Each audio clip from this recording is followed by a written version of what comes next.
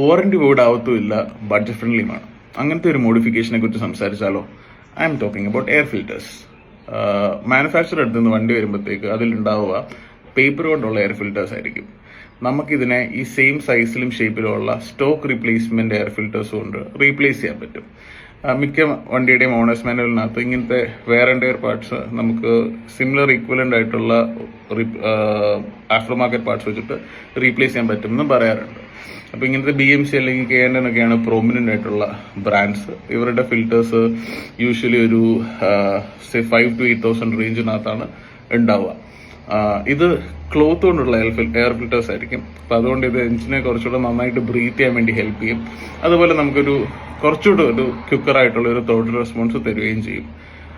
ഇത് നമുക്ക് അവർ പറയുന്ന പോലെ തന്നെ റീചാർജ് ചെയ്ത് നമുക്ക് ലൈഫ് ലോങ് ഇത് യൂസ് ചെയ്യാൻ പറ്റും. അവരൊരു 10,000 കിലോമീറ്റേഴ്സോ അല്ലെങ്കിൽ ഒരു 7,000 കിലോമീറ്റേഴ്സോ ഒക്കെ ആയിരിക്കും ഇതിന്റെ സർവീസ് ഇന്റർവെൽ പറയുന്നത്. ആ സമയത്ത് ഇത് വണ്ടിയിൽ നിന്ന് റിമൂവ് ചെയ്യുക, റീചാർജ് ചെയ്യുക, യൂസ് ചെയ്യുക. നമ്മുടെ പേപ്പർ എയർ ഫിൽറ്റേഴ്സ് ആണെങ്കിൽ അത് നമുക്കൊരു പെർട്ടിക്കുലർ ഇന്റർവെല്ലിൽ മാറ്റിക്കൊണ്ടിരിക്കേണ്ടി വരും. ഇതാണെങ്കിൽ നമുക്ക് ലൈഫ് ലോങ് നമ്മൾ മെയിൻറ്റെയിൻ ചെയ്യുവാണെങ്കിൽ ഈ ഫിൽറ്റേഴ്സ് യൂസ് ചെയ്യാനും പറ്റും.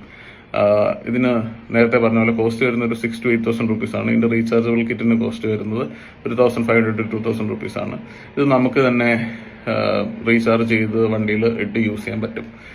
ഇത് കുറെ സ്ഥലങ്ങളിൽ അവൈലബിൾ ആണ്. മിക്ക സാധനങ്ങളും ആമസോൺ, ഫ്ലിപ്കാർട്ട് അങ്ങനത്തെ സ്ഥലത്ത് അവൈലബിൾ ആണ്. അതും അല്ലെങ്കിൽ നിങ്ങളുടെ ലോക്കൽ ഗ്യാരേജസിൽ കോൺടാക്ട് ചെയ്താൽ മതി, അവർക്ക് നിങ്ങളെ ഹെൽപ്പ് ചെയ്യാൻ പറ്റും. അപ്പൊ ഇതുപോലത്തെ മോഡിഫിക്കേഷൻസ് ഇനിയും ഉണ്ട്. അത് നമുക്ക് അപ്കമിങ് വീഡിയോസിൽ സംസാരിക്കാം. This is not your car guy. Thanks a lot for listening.